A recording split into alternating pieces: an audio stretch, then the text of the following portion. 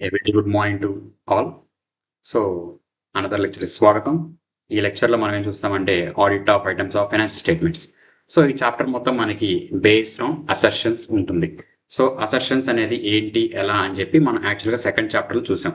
ఏ balance షీట్కి ఏ assertions ఉంటాయి, పిఎన్ఎల్కి ఏ అసర్షన్స్ ఉంటాయి, అండ్ ప్రెజెంటేషన్ అండ్ డిస్క్లోకి ఏ అసర్షన్స్ ఉంటాయని చెప్పి. సో బట్ నేను ఎక్స్ప్లెయిన్ చేశాను జస్ట్ అంటే బ్యాలెన్స్ షీట్లు ఇవి ఉంటాయి, పిఎన్ఎల్ ఇవి ఉంటాయి, ప్రెజెంటేషన్ డిస్క్లోర్స్లో ఇవి ఉంటాయని చెప్పి. బట్ ఎందుకని అవే వస్తున్నాయని చెప్పి నేను ఎక్స్ప్లెయిన్ చేయలేదు. సో ఈ చాప్టర్ ఎందుకంటే మనం ఈ చాప్టర్లో దాన్ని డీటెయిల్గా డిస్కస్ చేస్తాం కాబట్టి. సో ఈ చాప్టర్ ప్యూర్లీ ఏంటంటే ఆ సెషన్స్ అనేవి మనకని వచ్చు అనుకుంటే అంటే వాటి మీద మనకి మంచి క్లారిటీగా ఉంటే ఈ చాప్టర్ అనేది డేట్ ఈజీ అయిపోతుంది. ఓకేనా? సో ఇప్పుడు చూద్దాం.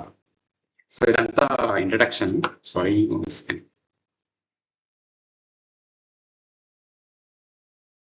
ఇదంతా ఇంట్రడక్షన్. యాక్చువల్గా ఇదంతా పెద్దగా అవసరం లేదు, ప్రెసెంట్ డిస్కషన్ ఇదంతా అవసరం లేదు. సో అసెషన్స్ అనేది దేనికోసం చెప్పాడంటే మనం ఏదైనా పొటెన్షియల్ మిస్టేట్మెంట్ ఏదైనా ఉందా అని ఫైండ్ అవుట్ చేసే దానికోసం అని చెప్పి చెప్తాడు. అది అంతవరకు మనకి బేసిక్ ఐడియా చాలు. సో అసెషన్స్ అంటే ఇక్కడ balance sheet items and P&L items ఈ రెండు మాత్రమే ఉంటాయి. సో ఈ ప్రెజెంటేషన్ అండ్ డిస్క్లోజర్ ఇక్కడ రాదు, ఇవ్వలేదు. ఇప్పుడు బ్యాలెన్స్ షీట్ అసెషన్స్ ఏముంటాయి, పిఎండ్ఎల్ అసెషన్స్ ఏముంటాయి మనం ఫస్ట్ చూద్దాం. ఇక్కడ ఏంటంటే existence, completeness, cut off, valuation, rights and obligation, presentation, disclosure. ఇక్కడ occurrence, completeness, cut off, measurement, presentation and disclosure. So balance షీట్కి పిఎండ్ఎల్కి కామన్గా ఏమున్నాయి? Completeness, cut off, presentation and disclosure. ఈ మూడు కామన్ ఉన్నాయి. ఈ మూడు కామన్గా కాకుండా మిగిలిన ఎక్స్ట్రాగా ఏమున్నాయి? Existence, valuation, rights and disclosure. First ఈ మూడు గురించి చూద్దాం. ఏమేమి చూద్దాం? Existence, valuation, rights and obligation. Okay, first existence అంటే ఏంటి? As on the balance sheet date or మనం ఏదైనా వెరిఫై చేస్తున్న రోజు asset or liability or equity అనేది ఎగ్జిస్టెన్స్లో ఉందా అంటే బ్యాలెన్స్ షీట్లో అపియర్ అవుతుందా లేదా అంటే ఏంటి? దాని మనకు ఆబ్జెక్టివ్ ఏంటి? Is the balance real on the reporting date. ఆ రిపోర్టింగ్ డేట్న ఏదైతే asset or liability or equity ఏదైతే ఉందో దాని యొక్క బ్యాలెన్స్ అనేది కరెక్టేనా? ఫస్ట్ దాని యొక్క ఎగ్జిస్టెన్స్ మనం చూస్తున్నాం. Next valuation. Balances are recorded at appropriate amounts. Correct అమౌంట్స్తో రికార్డ్ చేశారా లేదా అనేది చూసుకోవాలి. Is an amount correct? Next rights and obligation. ఒక ఎంటిటీకి అసెట్ అనేది రైట్ అవుతుంది, లయబిలిటీ అనేది ఆబ్లిగేషన్ అవుతుంది. సో లీగల్ టైటిల్ అనేది కంపెనీకి ఉందా? Does the entity have legal title? ఆ అసెట్ ఆర్ లయబిలిటీ మీద వాళ్ళకి ఆ లీగల్ టైటిల్ అనేది ఉందా లేదా చూసుకోవాలి. So this is about existence. Existence ఏం చెప్పాను? As on reporting date asset or liability అనేది ఎగ్జిస్టెన్స్లో ఉందా లేదా, అది నిజమా కదా? Next valuation, correct amounts record అయిందా లేదా? రైట్స్ అండ్ ఆబ్లిగేషన్, అసెట్ అయితే రైట్ క్రియేట్ అవుతుంది, లయబిలిటీ అయితే ఆబ్లిగేషన్ క్రియేట్ అవుతుంది. So does the entity has legal title ఉందా లేదా చూసుకుంటాం. ఓకే, నెక్స్ట్ ఇక్కడ ఏవైతే డిఫరెంట్ ఉన్నాయో అవి చూద్దాం. Occurrence, measurement. ఈ రెండు చూద్దాం. సో పిఎండ్ఎల్ ఐటమ్స్లో ఏంటంటే ఎగ్జిస్టెన్స్ అనేది రాదు. ఎందుకంటే పిఎండ్ఎల్లో as on the date event అనేది అక్కర్ అవుతుందా లేదా అని చూసుకుంటాం. ఎందుకంటే it's revenue in nature. So as on that date expense అనేది ఇంకర్ అవుతుందా లేదా అని చూసుకుంటాం. సో అందువల్ల అక్కరెన్స్ అనేది వస్తుంది. So transactions have actually occurred. నిజంగా అవి ట్రాన్సాక్షన్ అనేది నిజంగా జరిగినాయా? సిమిలర్ టు ఎగ్జిస్టెన్స్ లాగే ఉంటుంది. బట్ ఎగ్జిస్టెన్స్ ఏంటంటే as on the reporting date నిజంగానే అది బ్యాలెన్స్ షీట్లో నీకు ఎప్పటి నుంచి అవైలబుల్గా ఉంటుంది, లేదా అప్పటికప్పుడు లేదా ఆ ఇయర్లో మనకి ఖచ్చితంగా ఎగ్జిస్టెన్స్లో ఉంటుంది, లైక్ అసెట్ నేచర్లో ఉంటుంది. కాబట్టి ఇక్కడ పిఎండ్ఎల్ కాబట్టి నీకు రెవెన్యూ నేచర్లో ఉంటుంది కాబట్టి అక్కరెన్స్ అనేది జరుగుతుందా లేదా చూసుకుంటాం. రెండింటికి మీనింగ్ ఒకేలా వస్తుంది. బట్ అక్కడ ఎగ్జిస్టెన్స్ ఉందా లేదా చూసుకుని ఇక్కడ జరిగిందా లేదా, ట్రాన్సాక్షన్ జరిగిందా లేదా చూసుకుంటాం. Measurement, amounts recorded correctly at the appropriate amounts. Correct amounts record చేసాము లేదా చూసుకుంటున్నాం, కరెక్ట్ అమౌంటా లేదా. సో ఇక్కడ మనకి ఏం జరిగింది? వాల్యుయేషన్లో అదే చేసాం కదా, అమౌంట్ కరెక్ట్గా ఉందా లేదా చూసాం. సో ఇంచుమించు సేమే, వాల్యుయేషన్ కరెక్టే, మెజర్మెంట్ డెఫినేషన్ సేమే వస్తుంది. బట్ బ్యాలెన్స్ షీట్ లెవెల్ ఏంటంటే వాల్యుయేషన్ చూస్తున్నాం, ఇక్కడ అంటే మెజర్మెంట్ అనేది చూస్తున్నాం. నథింగ్ బట్ ఏంటంటే పిఎండ్ఎల్ ఇన్ నేచర్ రెవెన్యూ నేచర్లో ఉంటుంది కాబట్టి measurement as on that measurement చేస్తున్నాం. వాల్యుయేషన్ అనేది ఏంటంటే ఎవ్రీ రిపోర్టింగ్ డేట్కి మనం రీస్టేట్ చేస్తూ ఉంటాం కాబట్టి దాన్ని మనం వాల్యుయేషన్ అంటున్నాం. నథింగ్ బట్ దీనికి పెద్ద చేంజ్ ఏం లేదు. ఓకేనా? So this is an exceptional point కింద తీసుకోవచ్చు కదా. Measurement and valuation. ఓకేనా? సో ఇంకా కామన్గా ఉండే ఏం చూద్దాం. కామన్గా ఇంకేమున్నాయి? Completeness, cut of, presentation and disclosure కదా. ఇక్కడ completeness, cut of, presentation and disclosure. So ఇప్పుడు ముందు మనం ఇక్కడ చూద్దాం asset set balance sheet set చూద్దాం. సో కంప్లీట్నెస్ అంటే ఏంటి? All balance or recorded, nothing omitted. అన్ని ట్రాన్సాక్షన్స్ అని మనం రికార్డ్ చేసాం, ఏది మనం మిస్ చేయలేదు. సో అదే is everything recorded in the books. Cut off అంటే ఏంటి? Items belong to the correct accounting period. Previous ఏది కరెంట్ ఇయర్లో, కరెంట్ ఇయర్ నెక్స్ట్ ఇయర్ అలా చేయకూడదు. So correct accounting period record చేసామా లేదా. Next presentation and disclosure. Items properly classified, described and disclosed. కరెక్ట్గా disclose చేసామా లేదా చూసుకోండి, అక్యురేట్గా చేసామా లేదా చూసుకోవాలి. ఇప్పుడు అదే పాయింట్స్ కింద చూద్దాం. కంప్లీట్నెస్, ఆల్ ట్రాన్సాక్షన్ రికార్డెడ్, నన్ ఒమిటెడ్. సేమ్ ఉందా లేదా? కరెక్ట్ అకౌంటింగ్ పీరియడ్ ఉందా, సేమ్ ఉందా లేదా? Present and disclosure, properly classified and disclosure, properly disclose ఉందా లేదా? So this is how we categorize balance sheet assertions and profit and loss assertions. So ఇప్పుడు దీన్ని మీరు ఎలా గుర్తుపెట్టుకోవాలి?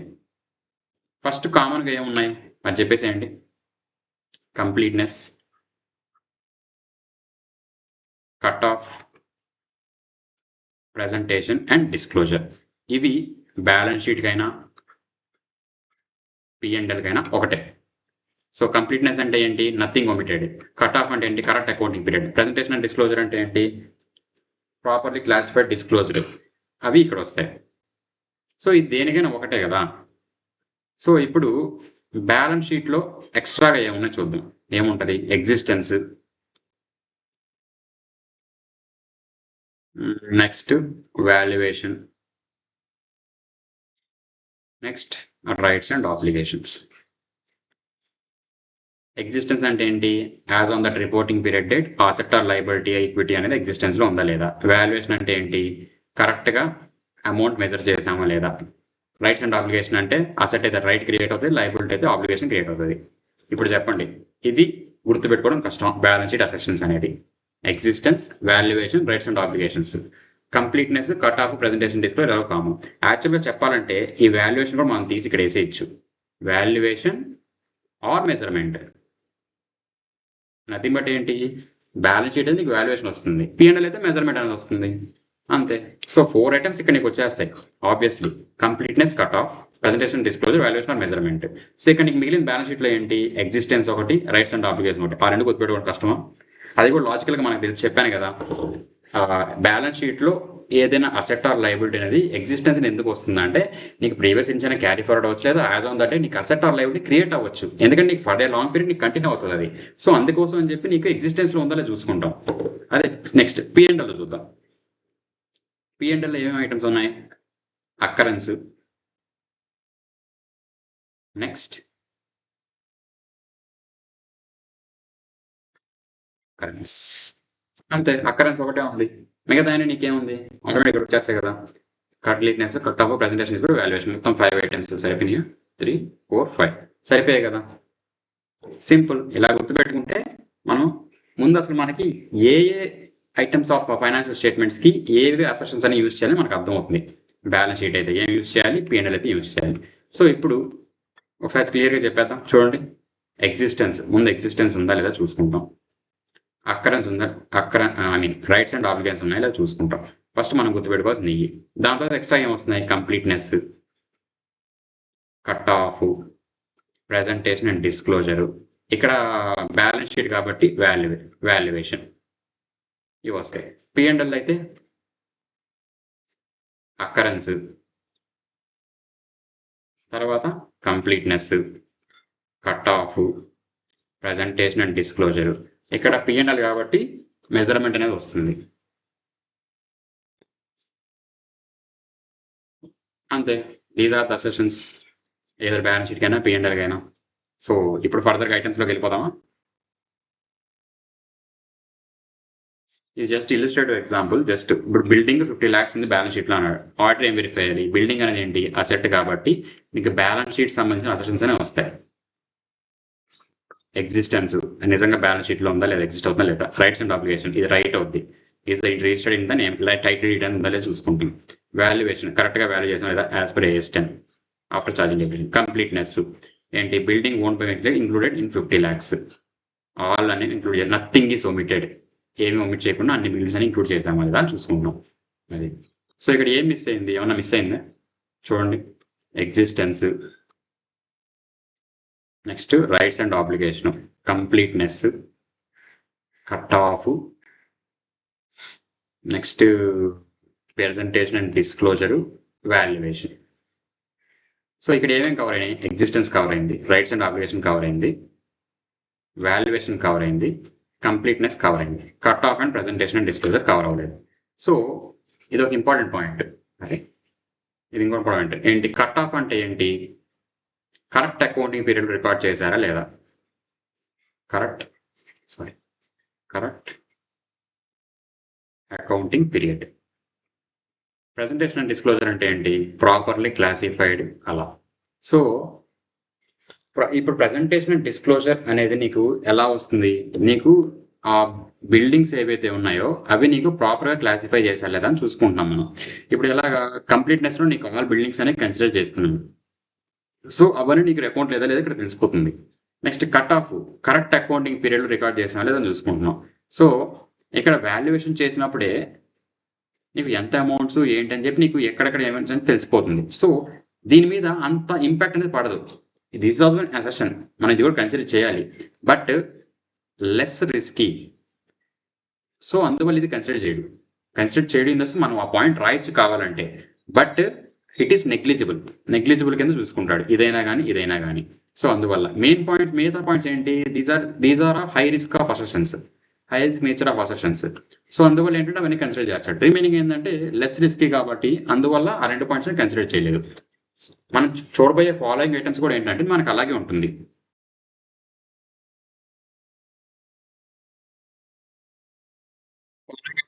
అంటే కొన్ని దగ్గర ప్రతి ఒక్క అసెషన్స్ అనేది ఇంపాక్ట్ చేయదు, కొన్ని అసెషన్స్ ఇంపాక్ట్ చేస్తాయి. ఆ కొన్ని అసెషన్స్ ఏంటనేది హై రిస్క్ నేచర్లో ఉంటాయి కాబట్టి వాటిని మనం కన్సిడర్ చేస్తాం. రిమైనింగ్ వాటిని లెస్ రిలయబుల్ కాబట్టి మనం కన్సిడర్ చేయం.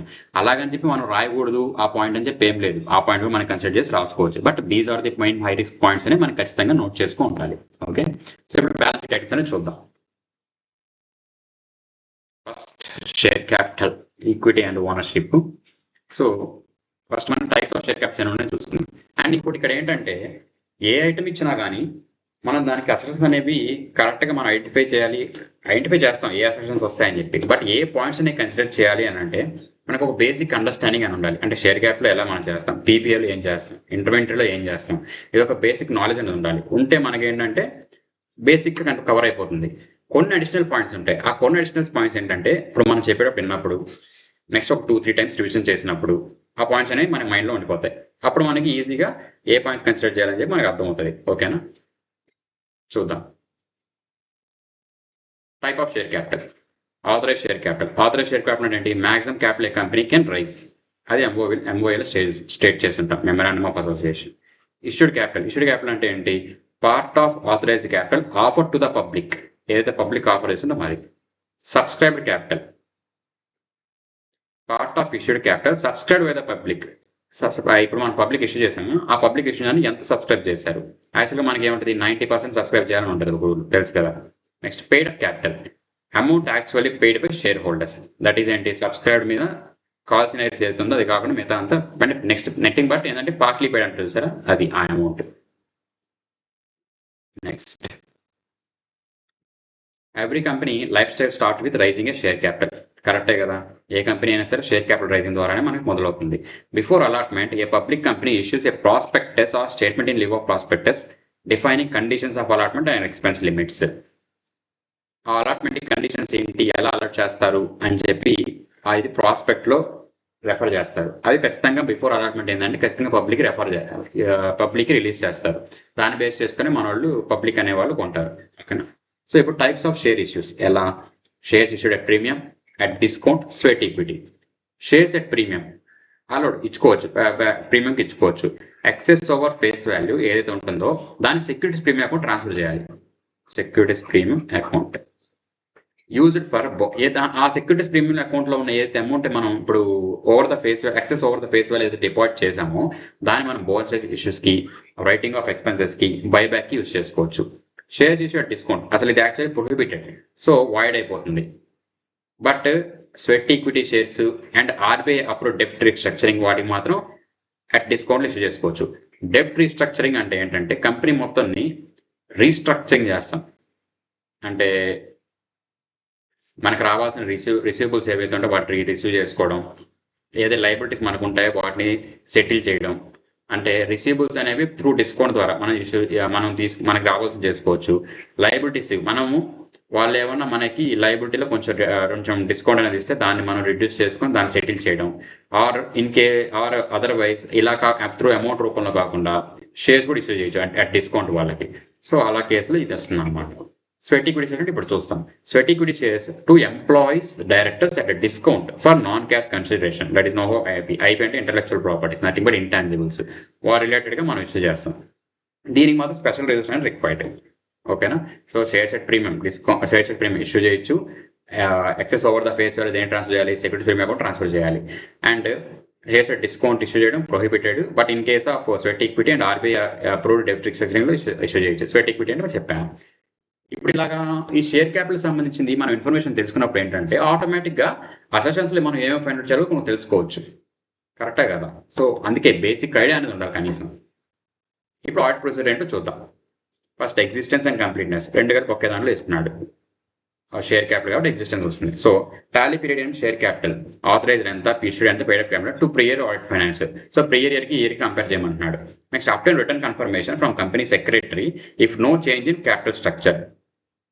క్యాపిటల్ స్ట్రక్చర్లో ఏం చేంజ్ అంటే నథింగ్ బట్ మనం బైబ్యాక్ చేసుకోలేదు లేదా ఫ్రెష్ ఇష్యూ ఏమీ చేయలేదు. అలాంటి కేసులు ఏంటంటే ఆ రిటర్న్ కన్ఫర్మేషన్ తీసుకోమంటున్నాడు. చేంజ్ ఏం లేదు ఇన్ క్యాపిటల్ స్ట్రక్చర్ అని చెప్పి. Next verify paid up capital does not exceed authorised capital check M Y. Authorise capital అంటే ఏంటి? టోటల్ మనం ఎంత మనం రైజ్ చేయొచ్చు అని, maximum capital to be issued అన్నట్టు, to the maximum capital to be raised అన్నట్టు. సో దాన్ని మనం పేడ్ అప్ క్యాపిటల్ ఇక్కడ దాటకూడదు. నిజమే కదా? మనం ఎంతైతే రైజ్ చేయకుండా దానికంటే అట్లీస్ట్ 90% అన్నా ఉండాలి లేదా 100% అన్నా ఉండాలి. అంతేగాని 101% అవుతుందంటే కుదరదు. ఓకే, అంతే కాబట్టి చెక్ ఎంవై. ఫ్రెష్ ఇష్యూ ఏమైనా చేస్తున్నాడా? Verify return of allotment, minimum subscription, separate bank account. దీని గురించి చెప్తాను. Okay, next verify MCA forms filled, SH7 PAS3, RBI form FCGBR for FDA. FDAs అంటే ఫారిన్ డైరెక్ట్ ఇన్వెస్ట్మెంట్స్ రిలేటెడ్ ఏమన్నా fill చేయాల్సింది. SH7 అంటే increase in authorise share capital, authorise share capital increase చేయాలనుకుంటే దానికి సంబంధించింది SH7 అని ఫైల్ చేయాలి. PAS3 అంటే return of allotment. We will know about that in a short period of time. Next, valuation. Verify no shares issued at discount. This is prohibited కదా. So అలా issue ఏమైనా చేశారా అని చెప్పి మనం చూసుకోవాలి. అలా ఎలా తెలుస్తుంది? Board minutes, meetings, share holder resolutions ఏమైనా చూస్తే మనకు తెలుస్తుంది. Next confirm premium receive transfer to security premium account. ఇంత మనం చూసాం కదా. Shares issued at premium excess of over face value should be transfer to the securities premium account. Translation మీద చూడాలి. ఈ సెక్యూరిటీస్ ప్రీమియం అకౌంట్లో ఉన్న బ్యాలెన్స్ దేనికోసం యూటిలైజేషన్ చెప్పాను? Bonus issue, write off expense అలాగా. సో అది సెక్షన్ 52లో ఉంటుంది. దీని ప్రకారం యూటిలైజ్ చేశారా లేదా? Next check compliance with SEBI guidelines for listed companies. Listed companies అయితే షేర్స్ అని ట్రేడ్ అవుతాయి కాబట్టి SEBI గైడ్లైన్స్ ప్రకారం అన్ని వైలేట్ అవ్వకుండా అన్ని కరెక్ట్ చేసేలా చూసుకోవాలి. అది వాల్యుయేషన్. Reduction of share capital. Verify special resolution pass and properly circularised to all the share holders. ముందు స్పెషల్ రెజల్యూషన్ పాస్ చేశారు లేదా చూసుకోవాలి. Proper circulation to all share హోల్డర్స్కి ఇచ్చారో చూడాలి. రిడక్షన్ ఆఫ్ షేర్ క్యాపిటల్ అంటే బైబ్యాక్ అన్న అవ్వచ్చు లేదా రైటింగ్ ఆఫ్ ఎగ్జిస్టింగ్ క్యాపిటల్ అన్న అవ్వచ్చు. That is capital reduction. అలాగే చేసుకోవచ్చు. Check articles AOA authorised reduction. అది AOAలో ఆ రిడక్షన్ అనేది ఆథరైజ్ చేసిందా లేదా చూసుకోవాలి. ఇన్ కేస్ కాలేదు అంటే AOAని అమెండ్ చేసుకొని ఆమెను చేయాలి. Next examine tribunal order confirming reduction. Verify copy filed with ROC. Tribunal order ఉందా లేదా చూసుకోవాలి ఆ రిడక్షన్కి. సో అది కాపీ అనేది ROCతో ఫైల్ చేసాం లేదా చూడాలి. Watch accounting entries with share holder resolution and documentary evidence. అది ఇంపార్టెంట్ పాయింట్ కాదు. Next verify registrar certificate and check and reduced added to the company name if required by the tribunal. So ఇక్కడ ఏంటంటే ఒక company ఉంది ABC limited అని చెప్పి, వీళ్ళ capital అనేది రిడక్షన్ జరిగింది. ఇప్పుడు ట్రిబ్యునల్ కావాలంటే మామూలు ట్రిబ్యునల్ నుంచి ఆర్డర్ రావాలని చెప్పాక క్యాపిటల్ రిడక్షన్కి. సో ట్రిబ్యునల్ ఆర్డర్ వచ్చింది. ట్రిబ్యునల్ ఏం చేయాలనుకుంటున్నాడు? ఇప్పుడు పేరు చివరన అండ్ రిడ్యూస్ అని పెట్టాలనుకుంటున్నాడు. ఇఫ్ ట్రిబ్యునల్ టీమ్స్ ఫిట్ అలా కూడా చేయొచ్చు. ఇప్పుడు అప్పుడు ఏమవుతుంది? ABC లిమిటెడ్ అండ్ రిడ్యూస్డ్ అని యాడ్ అవుతుంది పేరు. ఓకే, ఎగ్జాంపుల్ చూద్దాం. ABC limited issue 10,000 equity shares at 110 rupees, face value 100 rupees. ఇలా చూడగానే ఫస్ట్ మనకి ఏమైపోవాలి, 10 రూపీస్ అనేది సెక్యూరిటీస్ ప్రీమియం అకౌంట్ ట్రాన్స్ఫర్ అయిపోవాలి. ఇప్పుడు అదవుతుందండి premium 10 rupees per share transfer to securities premium account. Next board resolution authorise issue plus separate bank account open before allotment. So allotment అని చెప్పాను కదా, ఇప్పుడు మనకి అలాట్మెంట్ గురించి చెప్తాను చూడండి. ఇందా చెప్తా అని చెప్పాను కదా, ఎగ్జాంపుల్ చెప్తామని చెప్పాను. అలాట్మెంట్ ఇప్పుడు సబ్స్క్రైబ్ చేసుకున్నారా షేర్ హోల్డర్స్, వీళ్ళకి మనం షేర్స్ ఇవ్వాలా, వాటినే మనం అలాట్మెంట్ అంటాం. ఆ అమౌంట్స్ ఏదైతే వచ్చాయో మనకి అవన్నీ కూడా మనం సెపరేట్ బ్యాంక్ అకౌంట్లో డిపాజిట్ అనేది చేసుకోవాలి, బిఫోర్ అలాట్మెంట్ చేసుకోవాలి. అది సెక్షన్ 40 కంప్లైంట్స్. PS3 అది return of allotment with in 30 days of with ROC. ఏదైతే మనకి రావాల్సిన సబ్స్క్రిప్షన్ ఏదైతే వచ్చేసిందో అది వచ్చిన దగ్గర నుంచి విత్ ఇన్ 30 days లోపు ఆర్ఓసికి ఫైల్ చేసుకోవాలి, ఆ రిటర్న్ ఆఫ్ అలాట్మెంట్ సంబంధించింది. Next minimum subscription 90% received before allotment. 90% register ఉండాలి. Verify from application register. ఇది ఎగ్జాంపుల్.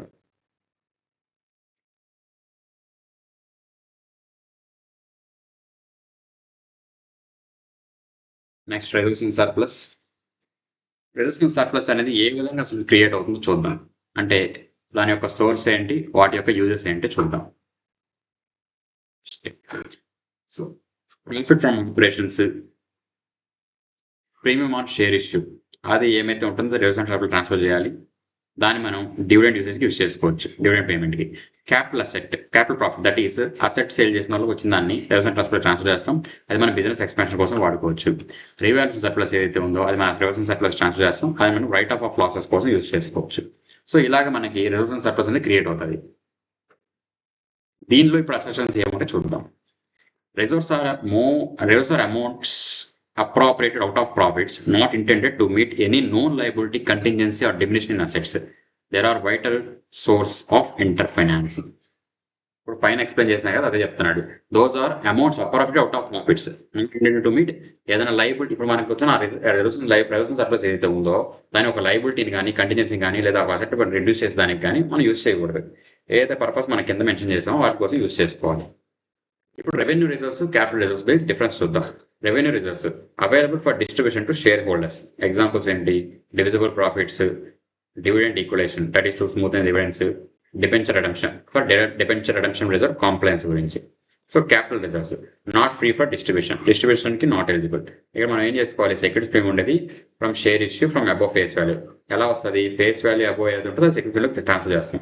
ఆన్ బైబ్యాక్ షేర్స్ ఏమవుతుంది, క్యాపిటల్ రిడెంప్షన్ ట్రాన్స్ఫర్ అవుతుంది. ఆన్ అపోర్ట్ revaluation assets revaluation reserve transfer అవుతుంది. ఇవి క్యాపిటల్ రిజర్వ్స్ అని అంటాం. నెక్స్ట్ ఆడిట్ ప్రొసీజర్ ఏంటో చూద్దాం. Existence and completeness. ఎగ్జిస్టెన్స్ అంటే ఏంటి, as on but balance sheet ఉందా లేదా. కంప్లీట్నెస్ అంటే నథింగ్ ఈజ్ ఒమిటెడ్ అని చెప్పి. So trace opening balance to prior year audited financial statements. Previous year finance statements నుంచి కరెంట్ ఇయర్ మనం ఓపెనింగ్ బ్యాలెన్స్ అనేది అన్ని ఓపెనింగ్ బ్యాలెన్స్లోకి వచ్చాయా లేదా చూసుకోవాలి.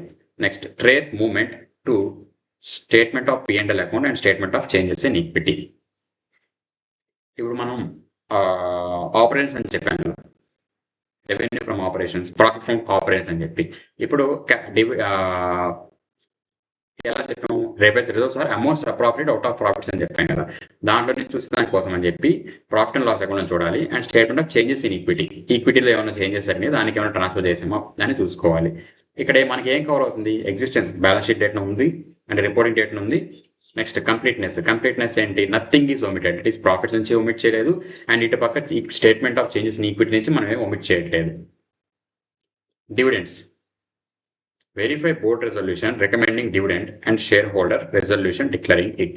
As per AS4, AS10 or Ind AS 10, dividends proposed after balance sheet date must not be recorded as liability, only disclosed in notes. ఇక్కడ point ఏంటంటే balance sheet date తర్వాత disclose చేశాడు అది డివిడెండ్ అనేది. ఇక్కడ ఏం చేయాలి, మామూలుగా మనకి AS4 Ind AS 10 ప్రకారం మన ప్రొవిజన్ ఏంటంటే if liability exists before the balance sheet date but occurred after balance sheet date, అప్పుడు మనం బుక్స్ లో అడ్జస్ట్ చేస్తాం. But as on that date balance sheet date ముందు బ్యాలెన్స్ షీట్ డేట్న ఆ ఎగ్జిస్టెన్స్ ఆ లైబిలిటీ అనేది మనకి లేదనుకోండి చేయాలని చెప్పి ఆఫ్టర్ బ్యాలెన్స్ షీట్ని క్రియేట్ అయినప్పుడు ఏంటంటే జస్ట్ మనం బుక్స్ ఆఫ్ అకౌంట్స్లో మాత్రం డిస్క్లోజర్స్లో మాత్రమే మనం చూపిస్తాం. బ్యాలెన్స్ షీట్స్లో ఫైనాన్స్ స్టేట్మెంట్స్ అడ్జస్ట్ చేయాల్సిన అవసరం లేదు. అదే ఈ point. Next securities premium. Confirm shares issued above nominal via board resolution అయి ఉండాలి. Verify utilisation only for permitted that is section 52. చెప్పాను కదా, bonus issue, write off expenses etcetera, buyback, వాటి మాత్రం యూటిలైజ్ చేయాలి. ఇక్కడ ఈ రెండు స్పెషల్ పాయింట్స్, ఇలాంటి పాయింట్స్ మనం గుర్తుపెట్టుకొని కూడా చేయాల్సి అన్నమాట. కానీ ఇక్కడ మిగిలింది ఏం జరిగింది, ఎగ్జిస్టెన్స్ కంప్లీట్నెస్ వచ్చింది, మిగిలి రాలేదు. అవి లో రిస్క్ నేచర్, ఇవి హై రిస్క్ నేచర్. అందుకోసం అని చెప్పి మనం ఇక్కడ వెరిఫై చేయాలి. మిగతా కూడా రాసుకోవచ్చు మనకు కావాలంటే, బట్ అంత నీడ్ లేదు. ఇవి మనం గుర్తుపెట్టుకుంటే చాలు.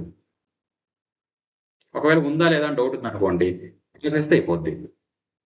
Next, XYZ Limited has general reserve of 50 lakhs opening balance, 20 lakhs transferred from P&L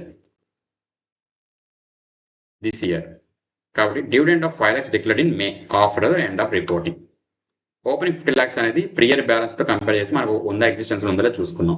20 lakhs via board resolution, ఆ P&L ఏదైతే ఉందో అది 20 lakhs ట్రాన్స్ఫర్ చేస్తాం, అది బోర్డ్ రెజల్యూషన్ ద్వారా చేయాలి. And matches with P&L surplus out of accumulated profits.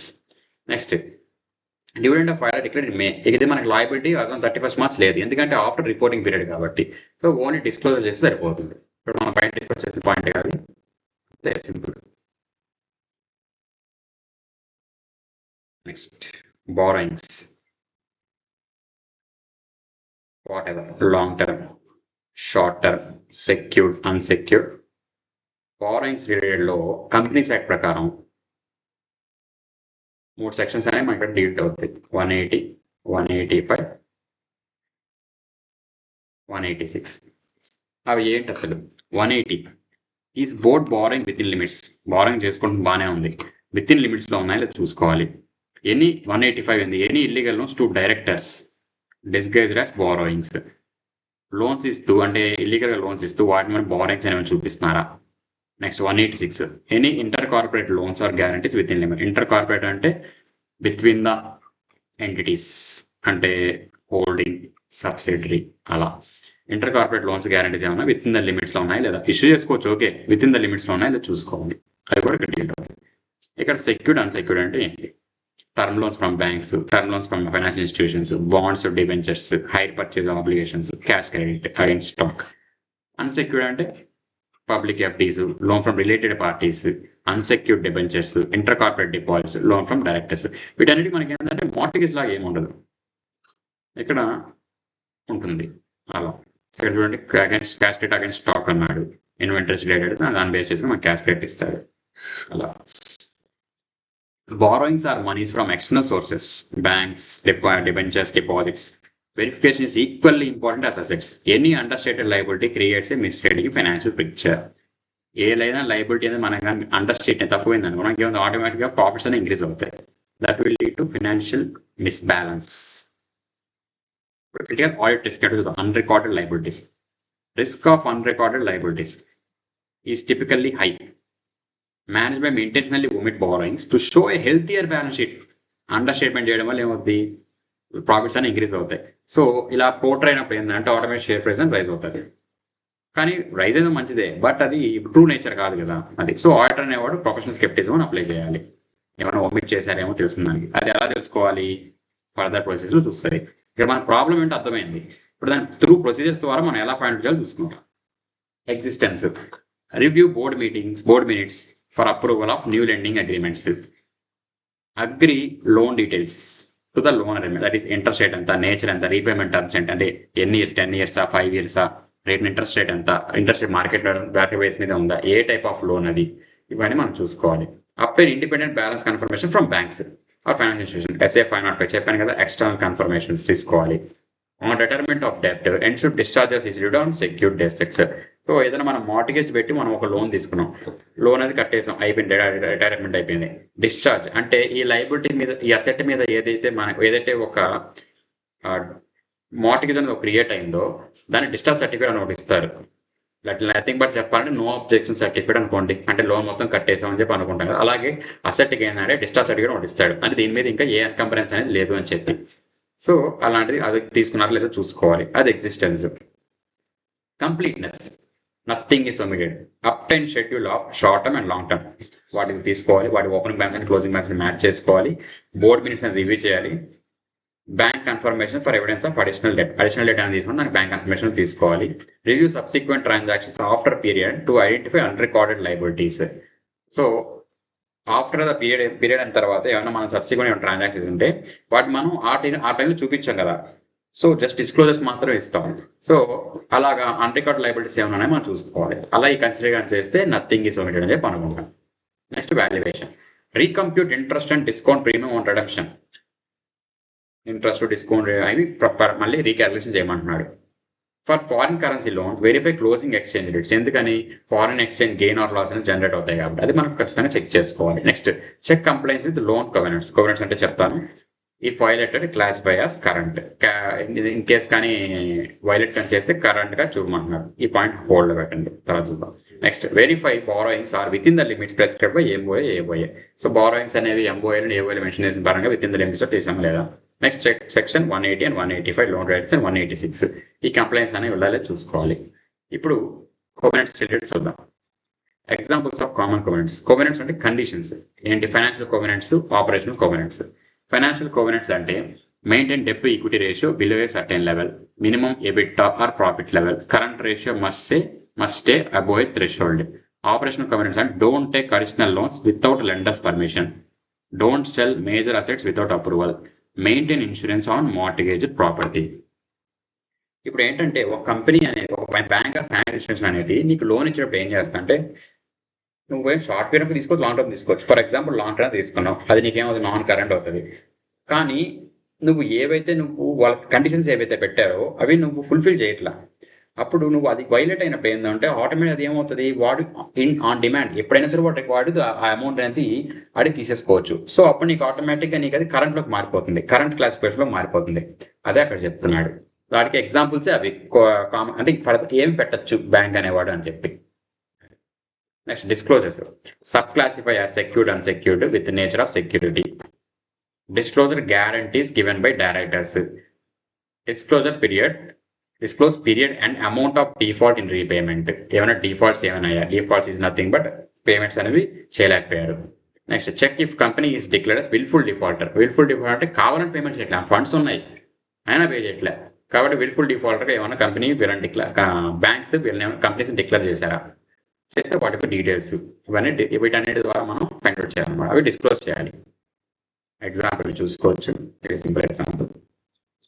Next trade receivables, debtors, ageing, circularisation, recoverability, SA 505. Trade receivables ageing అంటే తెలుసుగా, విత్ ఇన్ 30 days ఏమున్నాయి, 30 to 60 days, 60 to 90 days, greater than 90 days, ఇలా years కూడా base చేసుకొని ఉంటుంది అనమాట. So ఇక్కడ చూడండి 1 to 2 years మిక్స్డ్ ఎంత, 6 months to 1 year డౌట్ఫుల్ ఎంత, greater then 3 years bad debts, 2 to 3 years doubtful debts ఇలా. So trade receivables are amount due from customers for goods sold or services rendered. They are key asset and are prone to over statement. Unrecoverable balances must be written off as bad debts and charge to P&L. ఈ over statement చేయడం వల్ల ఏమవుతుంది? Asset అనేది, profit అనేది increase అవుతుంది. అవ్వడం వల్ల ఏమవుతుంది? హెల్తియర్ బ్యాలెన్స్ షీట్ కనబడుతుంది, ప్రాఫిట్స్ అనేవి హైగా ఉన్నాయని చెప్పి ఎవ్రీథింగ్ ఈజ్ గుడ్ అని అనిపిస్తుంది. ఈవెన్ ఒకవేళ నువ్వు అన్రికవరబుల్ బ్యాలెన్సెస్ కూడా మనం రిటర్న్ ఆఫ్ చేయలేదు అంటే బ్యాలెన్స్ షీట్లో అలాగే చూపిస్తున్నాం. ఇక్కడ నీకు బ్యాడ్ డెట్స్ వాళ్ళు చూపించడం వల్ల ఏమవుతుంది? P&L ట్రాన్స్ఫర్ అయ్యి ఎక్స్పెన్సెస్లో చూపిస్తాము. సో ప్రాఫిట్ అనేది రిడ్యూస్ అవుతుంది. కానీ నువ్వు ఇలా చూపించకపోవడం వల్ల ఏమవుతుంది? నీకు డెటాస్ అలాగే చూపిస్తూ ఉంటుంది. ఇక్కడ P&Lలో ఎక్స్పెన్స్లో ఏ ఎఫెక్ట్ ఉండదు. అప్పుడు నీకు ఆటోమేటిక్ ప్రాఫిట్ అనేది ఎక్కువ చూపిస్తూ ఉంటుంది. డెటాస్ కూడా రిసీవబుల్ చూపిస్తూ ఉంటుంది. దట్ ఈస్ ఓవర్ స్టేట్మెంట్ ఉంటుంది. ఇప్పుడు ఇంటర్నల్ కన్సిడరేషన్ ఫర్ డెటార్ అసలు ఏంటి? ఓన్లీ బోనఫైడ్ సేల్స్ ఉన్నాయి కదా, ఫస్ట్ మనం చెక్ చేసుకోవాలి. Sales made only to approved customers. Segregation of duties అంటే అకౌంటింగ్, కలెక్టింగ్, సెండింగ్ రిమైండర్స్ అన్ని డిఫరెంట్ పీపుల్స్ అనేవి ఉండాలి. ఒకటే ఉంటే ఏంటంటే మ్యానిపులేషన్ ఛాన్స్ ఉంటుంది. Regular review and ageing analysis, adequate provision for bad debts. ఎందుకని చేస్తున్నాం ఏజింగ్ అనాలిసిస్ అనేది? ప్రొవిజన్ ఫర్ బ్యాడ్ డెట్స్ అని క్రియేట్ చేస్తుంది దానికోసం. Next confirmations obtain from debtors periodically. Confirmations తెప్పించుకున్నా లేదా చూసుకోవాలి, లైక్ బ్యాలెన్స్ మ్యాచింగ్ అలా. ఇప్పుడు దీనికి ప్రొసీజర్ ఏంటి, ఏమేమి మై హై రిస్క్ నేచర్లో ఏమేమి ఉంటాయి, వాటిని మనం ఎలా ఫైండ్ అవుట్ చేయాలి డీవేట్ అవ్వకుండా అని చెప్పి చూసుకోవాలి. ఫస్ట్ ఎగ్జిస్టెన్స్ ఏంటి, obtain prior and ageing report and trace to general ledger. చెప్పాను కదా, ageing reports comparison. Next directors confirmation, that is direct confirmation, that is circulation. That is ఏంటంటే contact customers independently to confirm balances, nothing but external confirmations. For significant balances with no reply, agree to cash received subsequently or examine transaction in depth. So reply ఏం రావట్లేదు, or cash received subsequent అంటే cash రూపంలో payment చేస్తా అన్నాడు, are transaction అనేవి అది కూడా కుదరట్లేదు అంటే నువ్వు ఇన్ డెప్త్ ట్రాన్సాక్షన్ వెరిఫై చేయాలి. Next review long out standing balances, seek justification from management. చాలా ఇయర్స్ అయిపోయింది, లైక్ 3 years 4 years 5 years కూడా అయిపోయింది. దానికోసం వీళ్ళు మేనేజ్మెంట్స్ అని ఏ మెజర్స్ అని తీసుకున్నారు అంటే నథింగ్ బట్ ఏంటంటే ఇప్పుడు ఎగ్జిస్టెన్స్లో ఉంది, దీన్ని నువ్వు క్యాన్సిల్ చేసేయాలా అలాగే ఉంచాలా ఏంటి, ఆ మెజర్మెంట్ మేనేజ్మెంట్ ఏదైతే మెజర్మెంట్స్ తీసుకుందో దాన్ని బేస్ చేసుకుని మనం ఎగ్జిస్టెన్స్లో ఉంచాలా లేదా అని తీసేయాలని చూస్తాం. Completeness for invoices in last 5 days before year end, verify goods dispatched. అంటే నువ్వు ఏదైనా డేటాస్ అనేది రికార్డ్ చేయాలని, ఏదైనా నువ్వు డేటాస్ అనేది రికార్డ్ చేసుకున్నా లేదా ఇన్కమ్ అనేది ఆల్రెడీ నీకు సెటిల్ అయిపోయిందని రికార్డ్ చేసుకున్నా కూడా నీ గూడ్స్ అనేవి గోడ నుంచి బయటకు వెళ్ళిపోతే నీ రెవెన్యూ రికగ్నిషన్ చేసుకోవచ్చు. ఇది బేసిక్గా, ఓకేనా. సో అలాగా కంపెనీ గోడంలో ఏవి లేవు, గోడంలో ఆల్ ఆర్ డిస్పాచ్ అనేది చూసుకోవాలి. Ensure all goods dispatch before year end or invoice and including debtors. అర్థమవుతుందిగా. Next assess bill and hold has a sale actually taken place. Customer అనేవాడు మనకి ఆర్డర్ కావాలని చెప్పి ఇచ్చాడు, మనం ఆర్డర్ రెడీ చేసాం, బిల్లింగ్ కూడా చేసాం, బట్ నేను అడిగినప్పుడు పంపించండి అంటున్నాడు, అందుకని హోల్డ్ చేసి పెట్టాం. కాబట్టి ఇది యాక్చువల్ సేలేనా లేకపోతే కావాలని ఓవర్ స్టేట్మెంట్ చేయడానికి ట్రై చేస్తున్నారా అనేది మనం ఫైండ్ అవుట్ చేసుకోవాలి. Match invoice date to shipping dispatch log for correct period recording including cut off period. Correct amounts record చేసాం కదా చూసుకోవాలి. కరెక్ట్ అకౌంటింగ్ పీరియడ్ రికార్డ్ చేసామని చూసుకోవాలి. Next valuation, review process for allowances for doubtful accounts, compare with prior year method compare చేసుకోవాలి. Next obtain ageing report, credit and debit and credit balances, obtain the list of debtors under litigation ఎవరు ఉన్నారో చూసుకోవాలి. Verify right offs of approve by appropriate authority. నువ్వేమైనా ఒక data balance right of చేశారంటే nothing but ఏంటంటే వాడికి మనకి amount రాదు, రియలైజ్ అవ్వదు, టోటలీ బ్యాడ్ డెట్స్ అది. అలా నువ్వు చేయాలనుకుంటే అప్రూవ్ అథారిటీ ద్వారా ముందు నీకు సైనింగ్ అథారిటీ అప్రూవల్ ఉండాలి. Next prepare movement schedule of bad debt provision accounts, like తీసుకోండి. Disclosure, verify restatement of foreign currency receivables at closing rates. చెప్పాను కదా, ఫారెన్ కరెన్సీ గెయిన్స్ లాసెస్ అనేది రిలీజ్ అవుతాయని చెప్పి, అందుకని చెప్పి కరెక్ట్ చూసుకోవాలి, వాటిని డిస్క్లోజ్ చేయాలి. Disclose related party receivables, ensure ageing schedule disclose as per schedule 3. Disclose చేసాం లేదో చూసుకోవాలి. సేమ్ ఎగ్జాంపుల్ వచ్చినదే చూసుకోవాలి మీరు. క్యాష్ అండ్ క్యాష్ ఈక్వలెంట్స్, ఇదే హైయెస్ట్ మిస్అప్రాప్రియేషన్ రిస్క్ ఇంకా ఎక్కువ ఉంటుంది క్యాష్ అండ్ క్యాష్ ఈక్వలెంట్స్లో. Most liquid in nature, surprise accounts అనేవి మనం చేసుకోవాలి.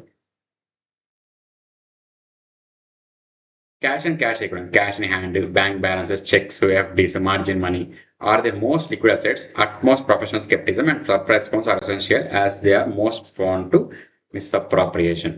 So high risk enti misappropriation kada. So key risk include enti teaming and leading. We'll explain.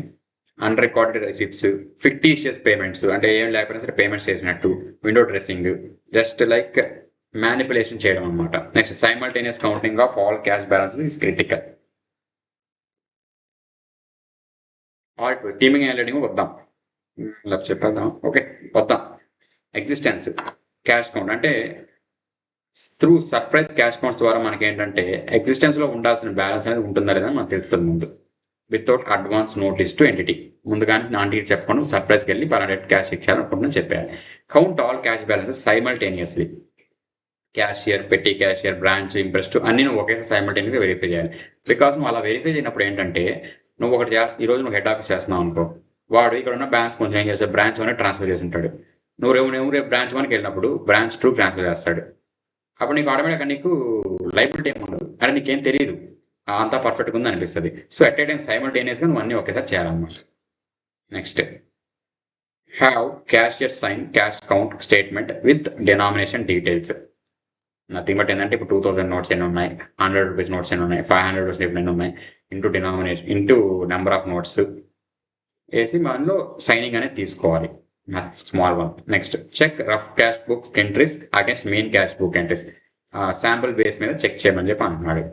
IOUs or chits in cash verify approval by authorised official record in appropriate accounts. IOUs అంటే IOU account అనమాట. పేర్లో IOU. So ఇదేంటంటే small amounts like ఇప్పుడు 10K బ్యాలెన్స్లో ఒక 1000 or 500 or 2000 for a short period for a short duration loan లాగా తీసుకుంటాం అనమాట. సో దాన్ని IOUs అంటారు. వాటికి ఏంటంటే ఆథరైజ్డ్ అఫీషియల్ నుంచి అప్రూవల్ అనేది ఉండాలి, అంటే రికార్డెడ్గా ఉండాలి. అలా ఉన్నాయి లేదు చూసుకోవాలి. Next bank reconciliation. Obtain BRS for all bank accounts at period end. Tally balance as per bank book and bank confirmation statement అన్ని రికార్డ్ అయ్యే లేదో చూసుకోవాలి. Next verify cheques issued but not presented clear in subsequent period. Stale cheques అంటారు వాటిని. Stale cheques అంటే ఏంటంటే నువ్వు cheque issue చేసావు ఫర్ పేమెంట్, బట్ అది ఇంకా క్లియర్ అవ్వట్లేదు. అది ఏంటో నీ గ్రేటర్ దెన్ 3 months అయిపోయింది, గ్రేటర్ దెన్ 3 months అయిపోయింది. అప్పుడు నువ్వేం చేయాలంటే మళ్ళీ దాన్ని తీసుకొచ్చి మళ్ళీ నువ్వు లైబిలిటీలో చూపించేసుకోవాలి, అలా అది లైబిలిటీ క్లియర్ అవ్వలేదు అని చెప్పి. Next verify checks deposit but not rated. ఏమైనా నువ్వు డిపాజిట్ చేసినాయి బట్ ఇంకా క్రియేట్ అవ్వలేదు అని చెప్పి అని చూసుకోవాలి. Bank charges not in books. నువ్వైతే బ్యాంక్ ఛార్జెస్ నువ్వు బుక్స్లో రికార్డ్ చేయలేదు, అవి రికార్డ్ చేసే లేదా చూసుకొని రికార్డ్ చేసి అడ్జస్ట్ చేయాలి. Direct confirmations. Contact all bank directly for confirmations. For no reply agree to bank statement or visit bank branch personally with entity personnel. అర్థమవుతుంది కదా. నో రిప్లై కానీ రాకపోతే బ్యాంక్ స్టేట్మెంట్తో కరెక్ట్గా ఉందని చూసుకో, ఇంకా స్మాల్ అమౌంట్ కానీ అయితే, లేదా వెరీ మేజర్ అమౌంట్ అనుకుంటే విత్ ఎంటిటీ పర్సనల్ డైరెక్ట్గా బ్యాంక్ విజిట్ అయ్యి అక్కడ నువ్వు కన్ఫర్మ్ చేసుకోవచ్చు. Next valuation. Verify foreign currency bank account restated closing exchange rates. Same point repeat అవుతానే ఉంది అక్కడి నుంచి. సేమ్ ఇల్లుస్ట్రేషన్ చూసుకోవచ్చు. సో ఇప్పుడు మీకు టీమింగ్ అండ్ లీడింగ్ గురించి అండ్ సైమల్టేనియస్ కౌంటింగ్ గురించి ఒక ఎగ్జాంపుల్ చెప్తాను చూడండి.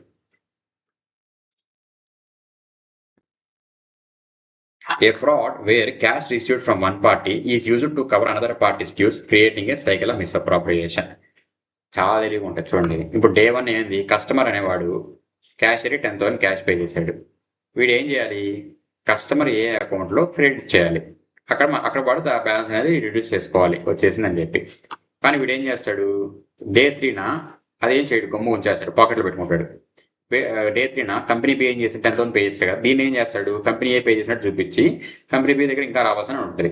డే 5 ఏం చేస్తాడు, కస్టమర్ సి పే చేస్తాడు కదా, దాన్ని మళ్ళీ కంపెనీ కస్టమర్ బికి అడ్జస్ట్ చేస్తాడు.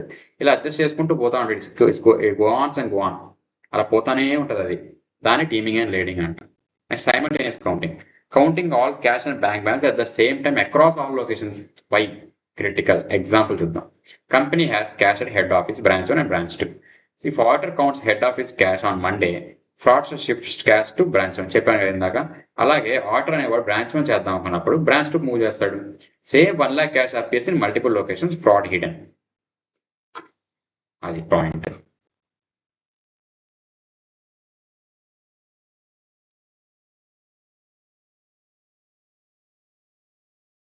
సో ఇప్పుడు ఇన్వెంటరీస్ చూద్దాం. ఇన్వెంటరీస్లో తెలిసిందే కదా, ఫిజికల్ వెరిఫికేషన్ చేశారా చూసుకోవాలి. Lower of cost or MRP valuation ఎలా అని చూసుకోవాలి. అబ్సలెన్స్ అంటే గవర్నమెంట్. చూద్దాం. Inventories are selling the business in production process as materials or supplies. As per AS2, valuation of inventories. Inventories valued at lower of cost or NRV, whichever is lower. ఇప్పుడు ఆర్ట్ procedure చూద్దాం. Existence అసట్టేగా existence physical count చూడుకోవాలి. Review entity's physical count plan before the count. Participate in the physical count. Ensure consigned goods are segregated. ఇది మీకు ఇంతవరకు ఇప్పటికిప్పుడు ఇన్ని కూడా మీకు చాలా బోర్ కొట్టేసి ఉంటుంది ఇది ఈ point.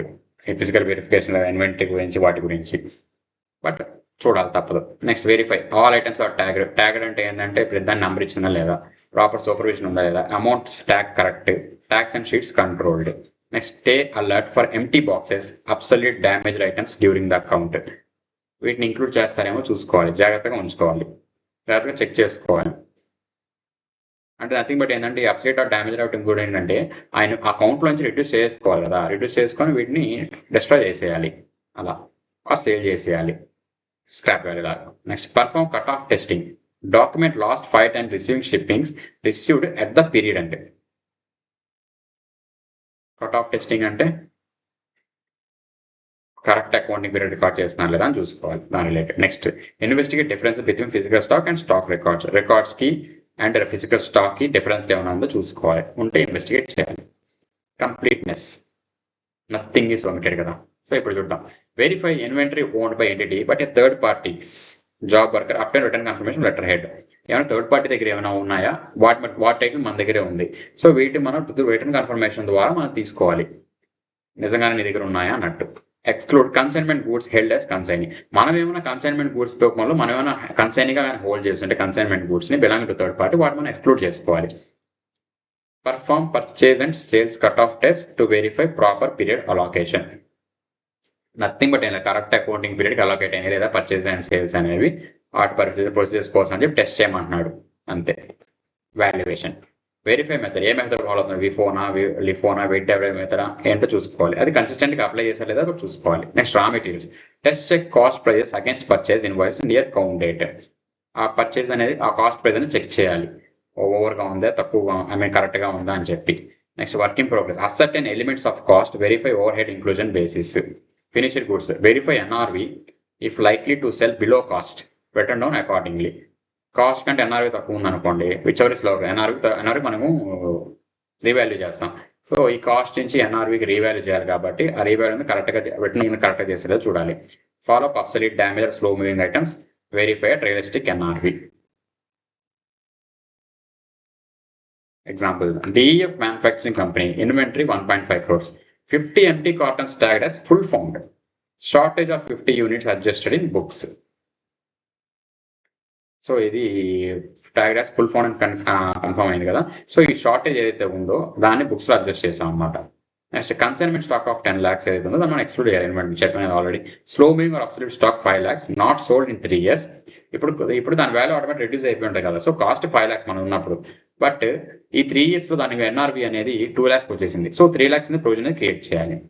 FIFO applied for raw materials, very consistently applied, check against previous disclosures.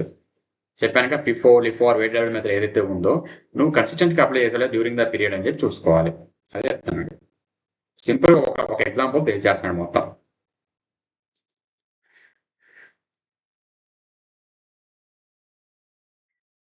Next property plant and equipment, AS1 ద్వారా capital versus revenue nature, depreciation, impairment, title deeds చెప్తాను, ఇవన్నీ కూడా చెప్తాను వస్తాయి. ఫస్ట్ మీకు తెలిసే ఉంటుంది depreciation method, straight line, bread down value method, capital versus capital expenditure, revenue expenditure తెలుసు. క్యాపిటల్ ఎక్స్పెండిచర్ అంటే అసెట్ యొక్క ఎఫిషియన్సీ అని ఇంక్రీజ్ అవుతుందంటే ఆ కాస్ట్ ఏదైతే ఉందో అది నువ్వు అది నువ్వు అసెట్ వాల్యూ యాడ్ చేసుకుంటావు. రెవెన్యూ నేచర్ అంటే ఏంటంటే దానికి మైనర్ రిపేర్స్ అనేవి చేయాల్సి వచ్చింది లేదా ఇంకేమైనా కాస్ట్ అనేది ఇంకర్ అవ్వాల్సి వచ్చింది, బట్ దీనివల్ల అసెట్ యొక్క ఎఫిషియన్సీ అనేది పెరగదు. దాన్ని నువ్వు రెవెన్యూ నేచర్ కింద చూపించుకొని దాన్ని నువ్వు P&Lలో ఎక్స్పెన్స్ కింద చూపించుకోవాలి. Next property plant and equipment are tangible assets held for use in production. The order must carefully distinguish between capital expenditure and revenue expenditure. చెప్పాను కదా, capital expenditure should be capitalised, revenue expenditure should be expensed. Main ఇక్కడే capital and main risk అనేది ఎక్కడ వస్తుంది నీకు, misclassification risk. ఇప్పుడు capital expansion నువ్వేం చేయొచ్చు అంటే అసెట్కి యాడ్ చేయొచ్చు, రెవెన్యూ నేచర్ని ఎక్స్పెన్స్ చేయాలి P&Lలో. నువ్వేం చేయొచ్చు, ఆపోజిట్లో చేయొచ్చు కదా కొన్ని పాయింట్స్ అనేది. ఇనాగ్రేషన్ ఎక్స్పెన్స్ ఉన్నాయి, నువ్వేం చేస్తావు, ఇనాగ్రేషన్ ఎక్స్పెన్స్ దానికి కూడా నువ్వు అసెట్కి యాడ్ చేస్తాను చెప్పి అనుకున్నావు, కుదరదు కదా, అలా కుదరదు. సో సమ్ ఎక్స్పెన్స్ దాన్ని నువ్వు చూసుకోవాలి. ఇనాగ్రేషన్ ఎక్స్పెన్స్ నువ్వు ఇంకర్ అవడం వల్ల నీకు అసెట్ యొక్క ఎఫిషియన్సీ పెరుగుతుందా, పెరగదు, కాబట్టి నువ్వు ఎక్స్పెన్స్ ఆఫ్ చేసుకో అలా. So cost not include in PE, inauguration expenses, advertising, staff training, admin overheads అని ఇంక్లూడ్ చేయకూడదు. Day to day servicing or repairs అని రెవెన్యూ నేచర్ అవుతాయి. Only initial acquisition and directly attributable cost అంటే freight, installation, testing are capital nature అవుతాయి.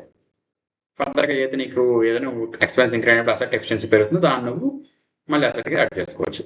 ఇప్పుడు ఇక్కడ నువ్వు procedure చూసుకోవాలి. Existence as on balance sheet physical verification చేసి నీకు ఎగ్జిస్టెన్స్ ఉందా లేదా చూసుకుంటుంది. ఫిజికల్ వెరిఫికేషన్ ఎంటిటీగా స్టోర్ స్టాప్ చేస్తున్నారు, అది పీరియాడిసిటీ ఎన్ని మంత్స్ ఒకసారి నుండి ఆ ఫిజికల్ వెరిఫికేషన్ చేస్తున్నారు. Next verify all PP properly tagged with identification numbers. ప్రతి అసెట్కి ఏదైతే ఉందో ఒక ట్యాగ్ నెంబర్ ఉంటుంది, like fixed asset, non tangible, I mean tangible asset 1 ఇలా ఉంటాయి అన్నమాట. అలా నెంబర్స్ ఇచ్చుకుంటారు ప్రతి అసెట్కి. Reconcile physically verified items fixed asset register. రిజిస్టర్తో అండ్ ఫిజికల్గా అక్కడ ఉన్న ఐటమ్స్తో క్రాస్ వెరిఫికేషన్ చేసుకోవాలి, రీకన్సిల్ చేసుకోవాలి. ఇన్వెస్టిగేట్ డిస్క్రిప్షన్స్, ఏమైనా షార్టేజెస్ ఆర్ ఎక్సెస్ కానీ ఏమన్నా సో వాటిని ఇన్వెస్టిగేట్ చేయాలి. Completeness, verify movement, that is opening additions deletions ఏవైతే ఉంటాయో అవన్నీ కరెక్ట్గా చేసేలా చూసుకోవాలి. For material additions verify expenditure meets AST recognition criteria. Material additions అంటే నథింగ్ బట్ ఏంటంటే అసెట్ యొక్క ఎఫిషియన్సీ అనేది పెరుగుతుందా అని చూసుకోవాలి. సో పెరుగుతుంది అనుకుంటే అదే ఏఎస్టీ క్లాసిఫికేషన్ ప్రకారం దాన్ని మీట్ అయిందంటే అసెట్కి యాడ్ చేస్తారు, లేకపోతే పిఎండ్ఎల్ నేచర్లో ఎక్స్పెన్స్ కింద చూపించుకుంటాం. అదే అడుగుతున్నాడు, రికగ్నిషన్ క్రైటీరియా మీరు అనేది చూసుకోవాలని చెప్పి. Next check purchase invoices installation certificate for date of addition. అంటే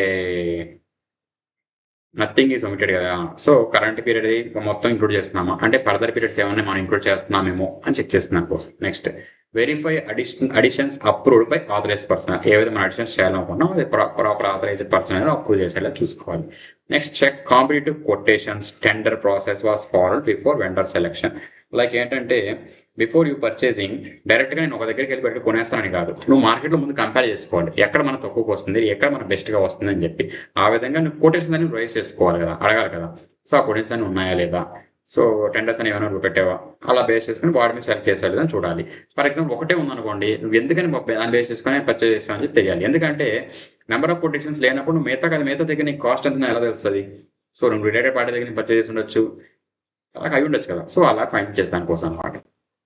valuation mainly depreciation. Verify depreciation charged on all PP except non depreciable like land. Verify depreciation methods followed reflects pattern of economic benefit consumption, that is less than written on value units of production method. అంటే ఏ methods follow అయ్యి కన్స్టెంట్గా follow అయ్యేలా చూసుకోవాలి. Verify impairment assessment done as per AS20 carrying amount వరకు recovery. Impairment మీకు idea ఉందా? సరే ఒక చెప్తున్నాను. ఇంపైర్మెంట్ అంటే carrying asset greater than recoverable value.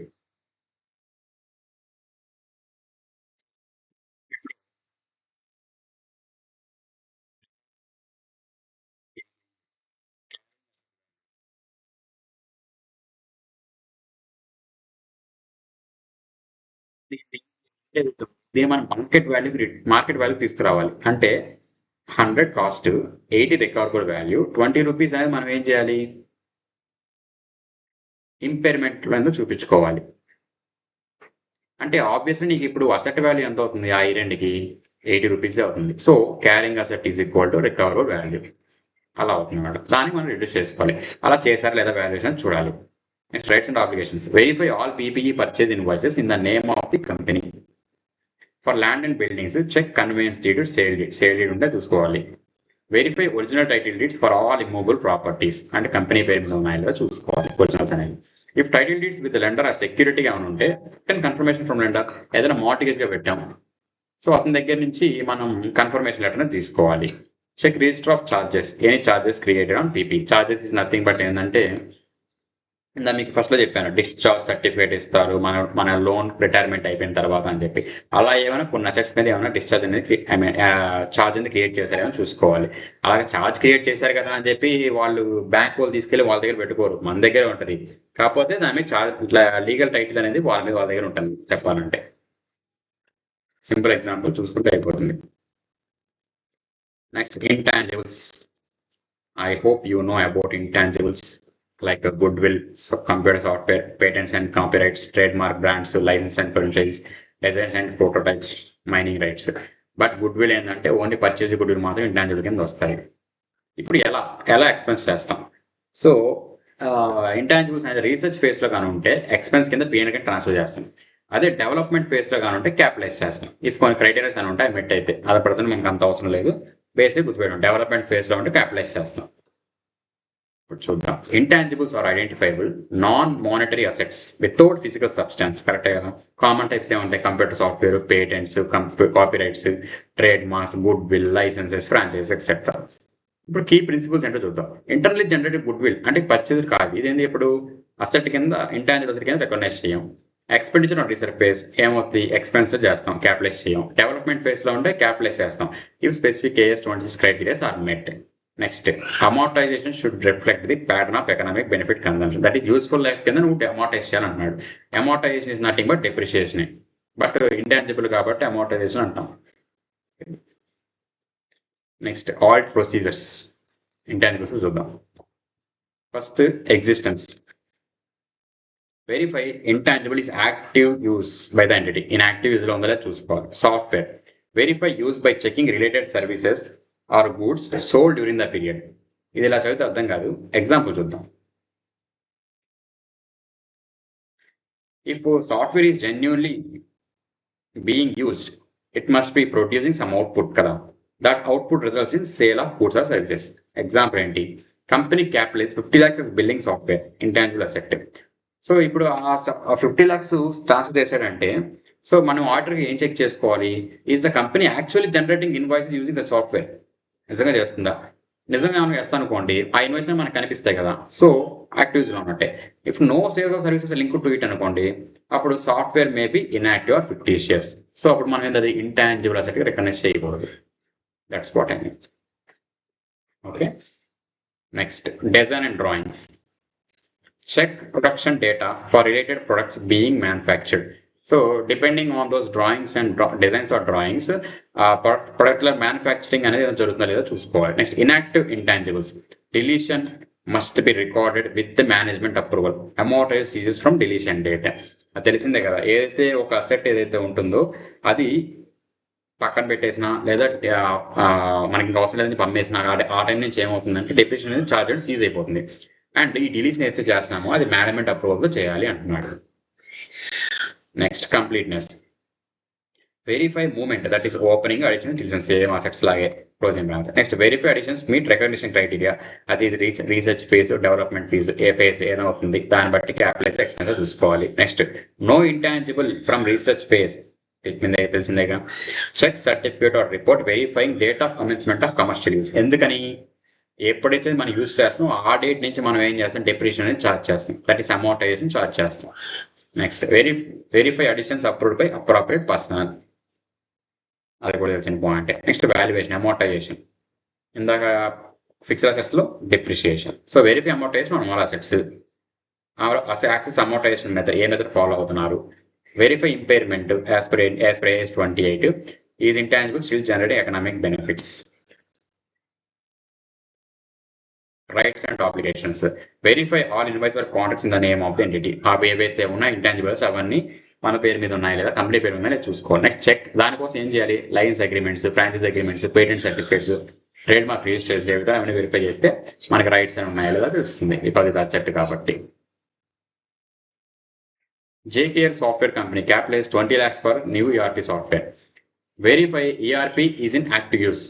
Check user access logs, reports generated during the period. ఇలా చెప్పాను కదా సాఫ్ట్వేర్ గురించి అని చెప్పి ఒక ఎగ్జాంపుల్ డిస్కస్ చేసాం. అలాంటి పాయింట్ అనమాట ఇది. Vendor invoice and implementation agreement company నేమ్లో ఉన్నాయో చూసుకోవాలి. Amortisation 5 years title method 4 lakhs per year. Verify calculation verify చేయాలి. కన్సిస్టెంట్గా విత్ ప్రియర్ పాలసీతో ఉండాలి చూసుకోవాలి. Impairment check. Is the ERP still generating economic benefits? Any plans to replace? అది compare to market recovery వాల్యూతో కంపేర్ చేసుకొని ఇంపైర్మెంట్ చెక్ అని చేసుకోవచ్చు. Next, trade payables and other current liabilities. I think this is the last one for balance sheet items. Let's see. MSME dues చెప్తాను. Direct confirmation, cut off, statutory dues. So trade payables గురించి తెలిసింది కదా. మామూలుగా purchase cycle depend చేసుకుని trade payables ఉంటాయి. Liabilities ఉంటుంది. ఏం చేస్తాం? మనం ముందు పర్చేస్ ఆర్డర్ క్రియేట్ చేస్తాం. దాంతో GRN జనరేట్ అవుతుంది. ఇన్వాయిస్ అనేది రిసీవ్ చేసుకుంటాం. పేమెంట్ అనేది చేస్తాం. ఈ ఫోర్ వేస్ సైకిల్ మీద డిపెండ్ అయి ఉంటాయి. Trade payables are amounts own to vendors. మనం పే చేయాలి. ఎందుకని? For goods or services received. Verification is as important as assets. Any omission or under statement misleads to users of financial statements. That is misbalance, imbalance. MSME ఏంటంటే ఒక vendor ఎవరైతే ఉన్నాడో వాడు మనకి goods ఇచ్చాడు, వాడు ఎంఎస్ఎంఈ రిజిస్టర్డ్. సో రూల్ ఏంటంటే MSME register అయినప్పుడు యాజ్ పర్ అగ్రిమెంట్ ఇన్ని డేస్లో నేను పేమెంట్ చేస్తాను అంటే అన్ని డేస్లో పేమెంట్ చేసేయాలి. సబ్జెక్ట్ టు 45 days అనేది ఎగ్జిట్ అవ్వకూడదు. ఆర్ అగ్రిమెంట్ లేదు, నువ్వేం చేయాలి 45 days లోపు 45 days లో నువ్వు పేమెంట్ అనేది చేసేయాలి. ఇన్ కేసు నువ్వు పేమెంట్ అనేది చేయకపోతే, ఏదర్ ఆఫ్ ది కేసు నువ్వు పేమెంట్ చేయకపోతే ఇంట్రెస్ట్ అనేది పే చేయాలి as per section 16 of MSMED act 2006. ఓ ఇక్కడ నీకు మెయిన్ ఆబ్జెక్టివ్, ఇప్పుడు నీకు ఆర్డర్గా నీకు ఏం పడుతుంది, వీళ్ళు పేమెంట్ చేశారా లేదా, ఒకవేళ ఇంట్రెస్ట్ ఏమైనా పే చేయాల్సి వచ్చిందా, పే చేయాల్సింది ఎంత పే చేయాల్సి వచ్చింది, ఎంత అప్రూవల్ చూపించుకోవాల్సి వచ్చింది, లేదా సబ్సిక్వెంట్గా ఏమన్నా కూడా ఎక్స్ట్రా ఇంకా అవుతాము అని చూసుకోవాలి. అదే ఇక్కడ ఉంటుంది చదవద్దు.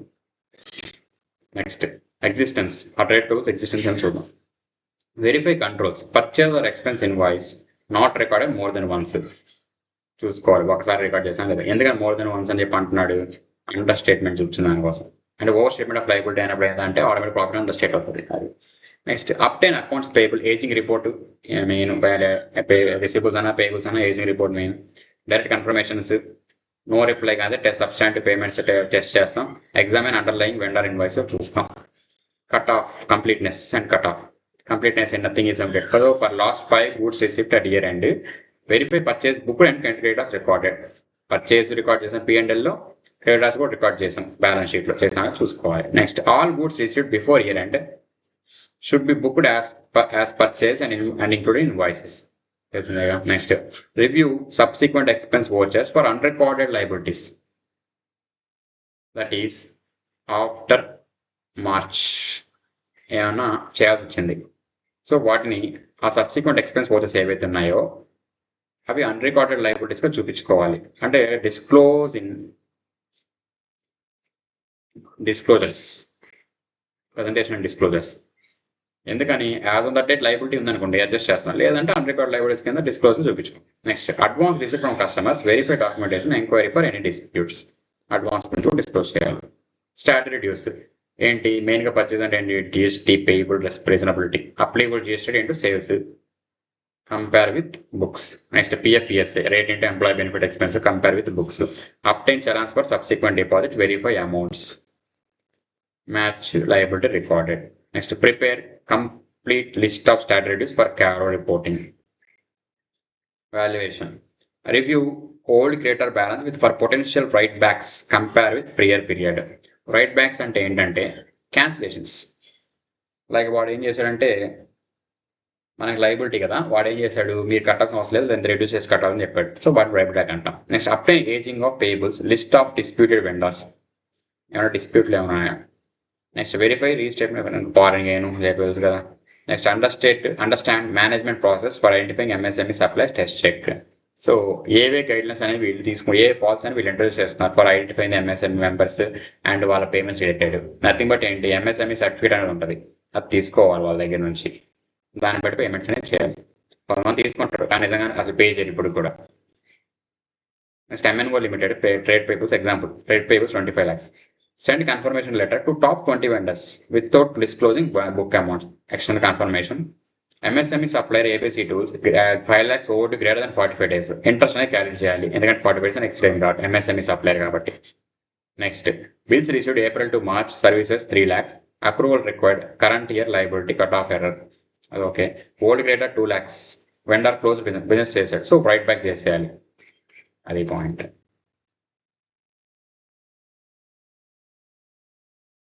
Next loans and advances and other current assets.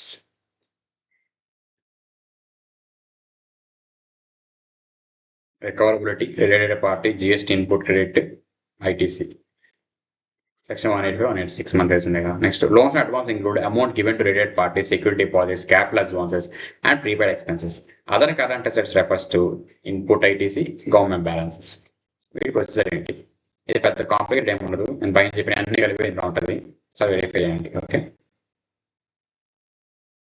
Next provision and contingencies. ఇందులో ప్రొవిజన్ అంటే ఏంటి, కంటింజెన్సీ లయబిలిటీ అంటే తెలిసి చాలు, మిగతా అంతా మీరే చేసేయచ్చు. చెప్తాను చూడండి. సో ప్రజెంట్ ఆబ్లిగేషన్ ఏమైనా ఫ్రమ్ ఏ పాస్ట్ ఈవెంట్ ఉందనుకోండి, మన దగ్గర నుంచి ప్రాపర్గా ఏమైనా అవుట్ఫ్లో ఉందా ప్రజెంట్, దాన్ని మనం రిలయబుల్గా ఎస్టిమేట్ చేయగలుగుతున్నామా చూసుకోవాలి. ప్రాబబుల్ అవుట్ఫ్లో అంటే ఖచ్చితంగా వెళ్ళేదానికి ఛాన్స్ ఎక్కువ మన దగ్గర నుంచి అవుట్ఫ్లో అనేది, అండ్ దాన్ని ఎంత వెళ్తుందో మనం రిలేటెడ్గా ఎస్టిమేట్ చేయగలుగుతున్నాం. ఈ రెండింటికి గెస్గానే అయితే ప్రొవిజన్ అనేది క్రియేట్ చేయాలి, లేకపోతే డిస్క్లోజ్ చేస్తే చాలు. అసలు present obligation from past evidence లేదు మన దగ్గర, డిస్క్లోజర్ అవసరం లేదు. And I mean present obligation from past event ఉందా, లేదు. పాసిబుల్ ఆబ్లిగేషన్ ఏమన్నా రైజ్ అవుతుందా, లేదంటే డిస్క్లోజర్ అవసరం లేదు. ఎస్ అంటే కంటిన్యూట్ లైబిలిటీ క్రియేట్ చేయాలి.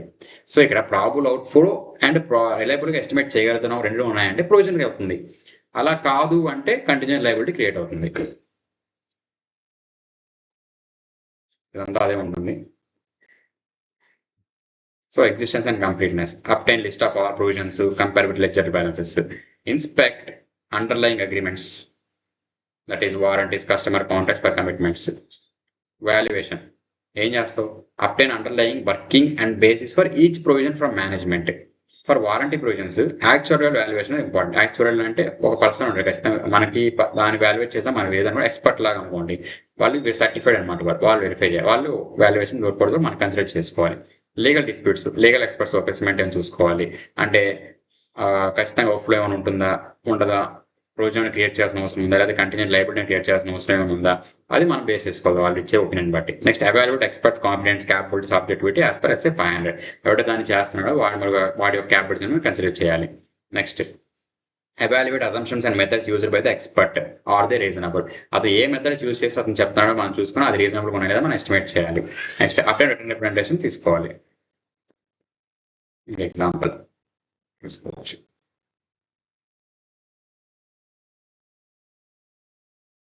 సో అందరితో బ్యాలెన్స్ షీట్ ఐటమ్స్ కంప్లీటెడ్. ఇప్పుడు P&L ఐటమ్స్ చూద్దాం.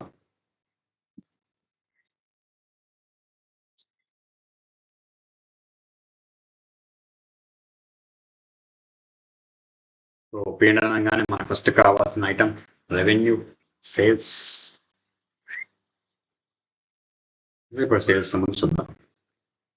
Revenue is most important item in the finance statements. As per SA 315, the risk of material misstatement is in revenue is generally high. Revenue impacts profit, closing stock, receivables, and tax liability. So high risk revenue manipulation. So management may overstate revenue, that is fictitious sales పెట్టి early recognition చేసి, are అండర్స్టేట్ రిడ్యూ are అండర్స్టేట్. ఎందుకోసం చేస్తాం, ఓవర్స్టేట్ చేస్తే ఏమవుతుంది, profits అని increase అవుతాయి. అండర్స్టేట్ చేయడం వల్ల ఏమవుతుంది, ట్యాక్స్ ప్రాఫిట్స్ అని రిడ్యూస్ అవుతుంది. దాన్ని బట్టి ఏంటంటే ట్యాక్స్ అని కూడా రిడ్యూస్ చేసుకోవచ్చు. So auditor must apply professional scepticism especially near year end. అంటే ఏంటి, ఇప్పుడు 28th March వరకు ఏం జరుగుతుంది అంటే జెన్యున్ ట్రాన్సాక్షన్ జరుగుతాయి. ఆ లాస్ట్ డేస్లో ఏం చేస్తారంటే వాళ్ళ ఒపీనియన్ ప్రాఫిట్ రిడ్యూస్ చేసుకోవాలనుకోండి, అప్పుడు ఏం చేస్తాడు, అండర్స్టేట్ చేస్తాడు సేల్స్ అనేది. లేదా ప్రాఫిట్ అని ఇంక్రీజ్ చేసుకోవాలనుకోండి, ఫిక్టీషియస్ సేల్స్ ఇంట్రెస్ట్ అని ఇక్కడ వేస్తాడు. లేదా నెక్స్ట్ ఇయర్ రికార్డ్ చేయాల్సిన ఎర్లీ రికగ్నిషన్ చేస్తాడు ఇక్కడ. సో అప్పుడు ప్రాఫిట్ ఇంక్రీజ్ అవుతుంది, ఆ విధంగా చేస్తాడు. సో ఇప్పుడు మనం ఆడిట్ ప్రాసెస్ ఏం ఫాలో అవ్వాలి చూడండి. ఇప్పుడు దా ఎగ్జిస్టెన్స్ ఇప్పుడు అకరెన్స్ ఏంటి, verify invoices to dispatch records was revenue actual end. ఆ డిస్పాచ్ రికార్డ్స్తో నిజంగా అంటే మన గోడౌన్ నుంచి గూడ్స్ బయటకు వెళ్తాయి కదా, ఆ డిస్పాచ్ రికార్డ్స్ అంటే వాటిని ఇన్వాయిస్ రికార్డ్ వెరిఫై చేయమంటున్నాడు. ఎందుకోసం, యాక్చువల్గా ఏం చేశాను లేదా అని. Assess bill and hold. Bill and hold calls ఇందాక చెప్పాను కదా, if goods still on site despite building, revenue recognition maybe preventive, early recognition అవుతుంది, అలా చేయకూడదు. Next review unusually large volume of credit notes,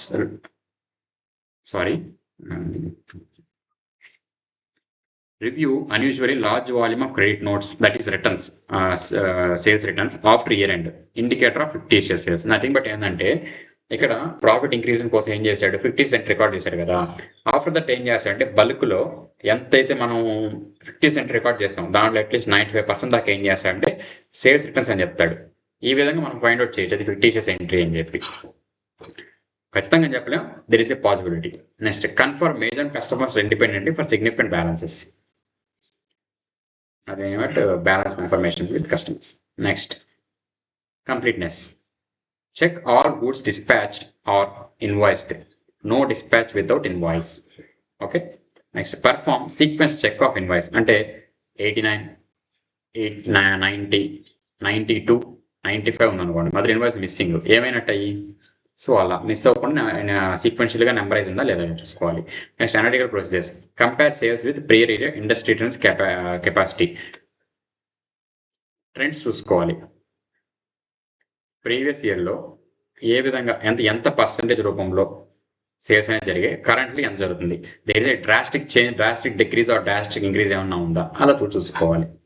cut off for last 5 years ఇది ఇందానే జరుగుతూనే ఉంది కదా, same point. Next measurement, verify invoices recorded correct amounts as per sale order or price list, verify discounts properly deducted, GST corrected at correct rates, check credit memos as properly authorized and recorded in correct period, reconcile GST-R1 filed with books of accounts.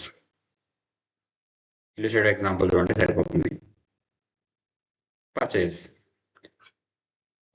for a matching cut off to GST creditor related party. So purchase directly affect gross profit, inventory, trade payables.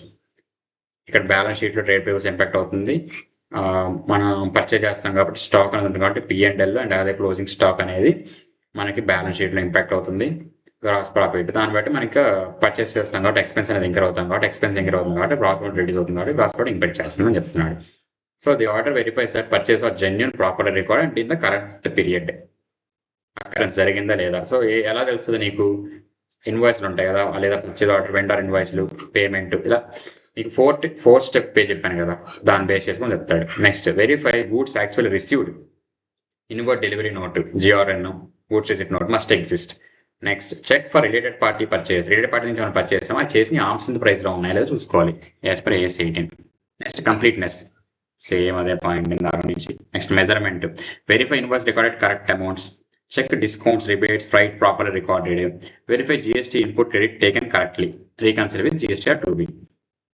అది మీకు GSTతో idea ఉంటే మీకు clarity వస్తుంది. ఇప్పుడు చెప్పినా అర్థం కదా point, GST-R2Bతో రీకన్సిల్ అనేది 2Bతో. Next employee benefits, nothing but ఇక్కడ ఉన్నాయి చూడండి, ESOP, leave and cash, ESI, bonus, gratuity, PF, basic normal ఉంటుంది కదా వాటికి అన్నమాట. సో ఇక్కడ మామూలుగా నేను చార్ట్ ఇచ్చాను, ఎంప్లాయీస్ పర్సంటేజ్లో ఎలా ఏ పర్సంటేజ్ రూపంలో డిడక్ట్ చేస్తారు అని చెప్పి. Next employee benefit expense include salary, wages, PF, gratuity, ESI, bonus, ESOP అంటే ఎంప్లాయీ స్టాక్ ఆప్షన్ సవి. Next these must be completely record and accurately measure for the period. Occurrence and completeness, obtain payroll register. So ఇక్కడ ఎలా అంటే based on number of ఎంప్లాయీస్ని base చేసుకొని వాటి యొక్క employee benefits అనేవి జనరేట్ అవుతాయి. కాబట్టి ఏంటంటే ఆ నెంబర్ ఆఫ్ ఎంప్లాయీస్ని తీసుకోవాలి, HR రికార్డ్స్ని చూసుకోవాలి. అలా కాకుండా నెంబర్ ఆఫ్ ఎంప్లాయీస్ అని నిజంగా కొంతమంది పోస్ట్ ఎంప్లాయీస్ అంటే ఎంప్లాయీస్ లేకపోయినా కూడా ఎంప్లాయీస్ ఉన్నారని చూపించుకొని ఎక్కువ ఏమైనా డైరెక్ట్ చేస్తున్నారా, అలాంటి పోస్ట్ ఎంప్లాయీస్ ఏమైనా చూసుకోవాలి. అంటే attendance records and ID documents match చేయాలి. PF returns cut off file చేస్తున్నా లేదని చూడాలి. Next cut off, salary for March paid in April, verify accrued in March books. April pay చేస్తున్నారు ఓకే, అది ఆల్రెడీ ఎగ్జిస్టింగ్ లైబిలిటీ కాబట్టి March బుక్స్లో accrued చేసేలా చూడాలి. Verify month and payroll journals, salary liability affairs in current year. Okay. Measurement, gratuity provision, అప్టెన్ actual valuation అంటే ఎక్స్పర్టే value చేయాలి. ఆ report base చేసుకొని మనం మెజర్మెంట్ చేయాలి, కన్సిడర్ చేయాలి. PF either 12% of basic, ES either 3.25% of gross, employer అనేవాడు pay చేయాలి, అది కరెక్ట్ చేసే లేదా చూడాలి. Next verify TDS deduct and deposit correctly.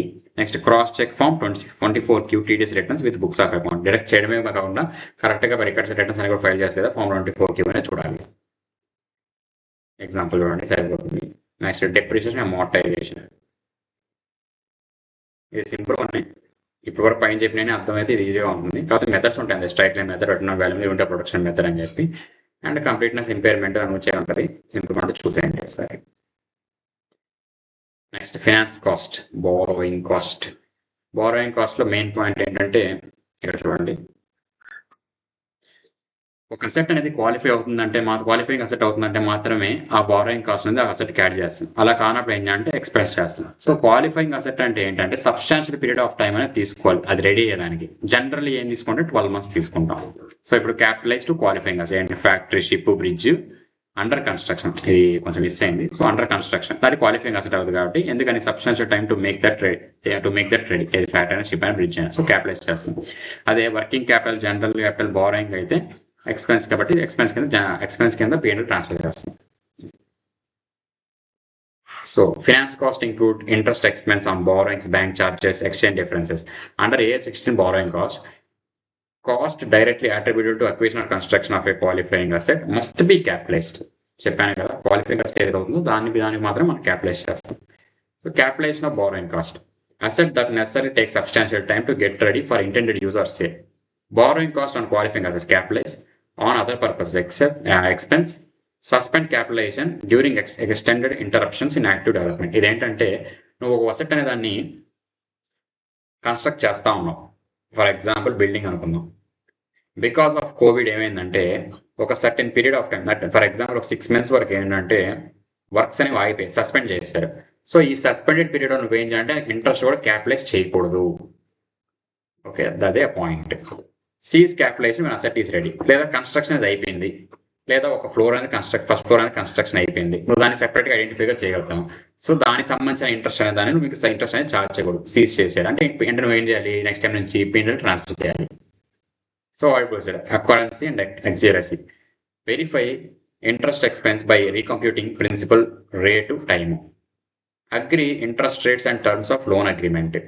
Reconcile accrued interest at year end to the loan schedule. మొత్తం ఏం లేదు, ఎంత ఇంట్రెస్ట్ ఏంటి అని కంప్యూట్ చేసుకోవాలి. అయితే లోన్ అగ్రిమెంట్ ద్వారా అయితే నార్మల్గా అయితే ఏమి, అది అక్రూడ్ ఇంట్రెస్ట్ ద్వారా మన ఇయర్ ఎండ్ షెడ్యూల్కి ఎంత ఉంది అనేది చూసుకోవాలి.